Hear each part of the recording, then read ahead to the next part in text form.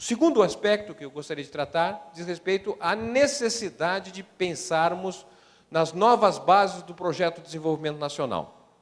Em que sentido? Porque não se trata de resgatar, de copiar o passado. Nós estamos passando, não é, de uma fase de estruturação de uma sociedade pós-industrial.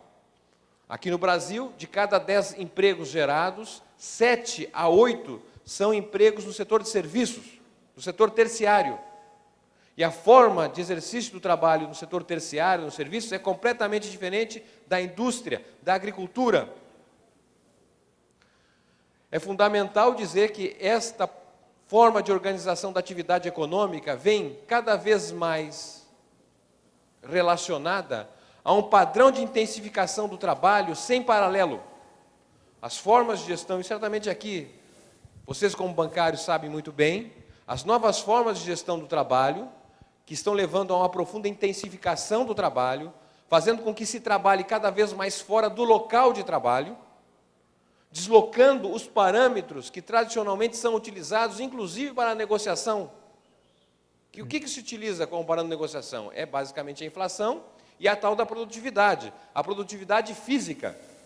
O que era a produtividade? O que é a produtividade física? É, sei lá, o número de cheques por bancário, número de automóveis por trabalhador, ou seja, era um elemento físico dividido por horas trabalhadas ou por trabalhador. Esse é o componente reconhecido desde o final do século XIX e um parâmetro fundamental nas negociações coletivas. Quando nós estamos falando de sociedade pós-industrial, nós estamos falando cada vez mais de uma outra natureza da produtividade, que não é a produtividade física, é cada vez mais a produtividade imaterial. Porque o trabalho na sociedade pós-industrial é um trabalho não materializado, não tangível. E esse trabalho está sendo executado cada vez mais para além do local de trabalho.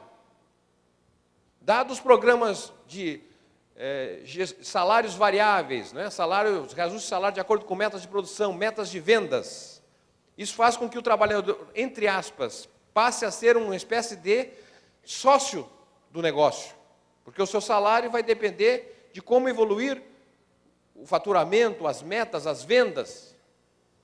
Diferentemente da cabeça do trabalhador do século passado, em que ele entrava na empresa, independente das condições de boas ou ruins da empresa, no final do mês, 30 dias depois, ele recebia o salário independente da situação da empresa.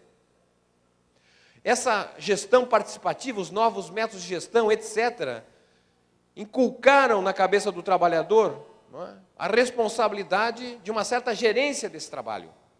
E isso está fazendo com que esse trabalhador esteja plugado ao trabalho 24 horas por dia. Ele está sonhando com o trabalho, está dormindo com o trabalho. Ou seja, ele está gerando uma produtividade imaterial de 24 horas por dia. Essa produtividade imaterial está gerando grandes parcelas da riqueza. É a parte da riqueza que mais cresce no mundo. E esta riqueza gerada por fontes imateriais não está sendo discutida, não está sendo contabilizada e tampouco está sendo repassado para os salários. Estamos vivendo uma fase do capitalismo de profunda concentração de riqueza.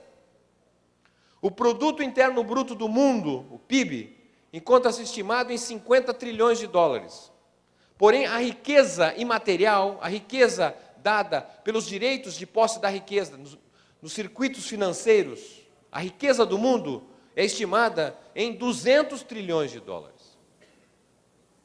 Esses 200 trilhões de dólares estão concentrados em não mais de 1 milhão e 200 mil clãs de famílias no mundo.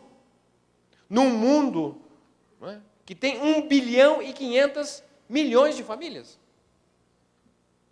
Essa concentração brutal da produtividade material está levando ao quê?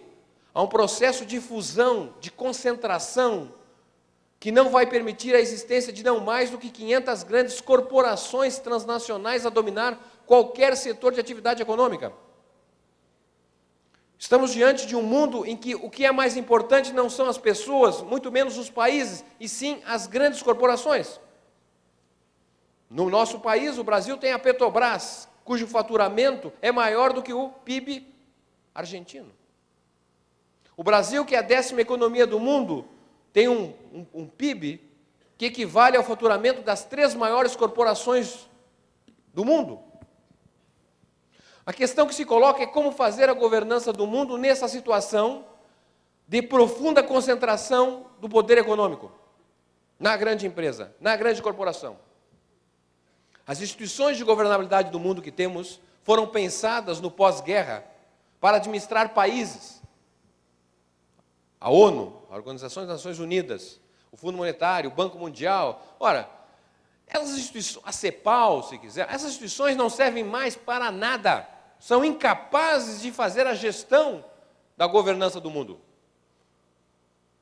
Tão claro que eu estou dizendo é que o orçamento do BNDES, o nosso banco, é maior do que o do Banco Mundial. É o maior banco público do mundo, o BNDES, em termos de volume de recursos. Isso para um país que é a 10ª economia do mundo. Essa nova forma de constituição da sociedade pós-industrial, sociedade de serviço, conhecimento, ela está gerando um ganho de produtividade que nos permite constituir um novo padrão civilizatório, como aqueles que vieram antes de nós, no século XIX e no século XX, foram capazes de fazer. Quando da transição da sociedade agrária para a sociedade industrial, quando se introduziu o tear mecânico nas indústrias têxteis, em 1850, os ganhos de produtividade física foram tão expressivos que gerou um estranhamento e a luta dos trabalhadores permitiu que saísse de jornadas de trabalho 16 horas por dia para jornadas de trabalho de 8 horas por dia. A luta dos trabalhadores permitiu de que, ao invés de ingressar na fábrica têxtil aos 5, 6 anos de idade, se começasse a trabalhar aos 15 anos de idade. E para que esse tempo de inatividade, até os 15 anos de idade, fosse preenchido com a escola pública.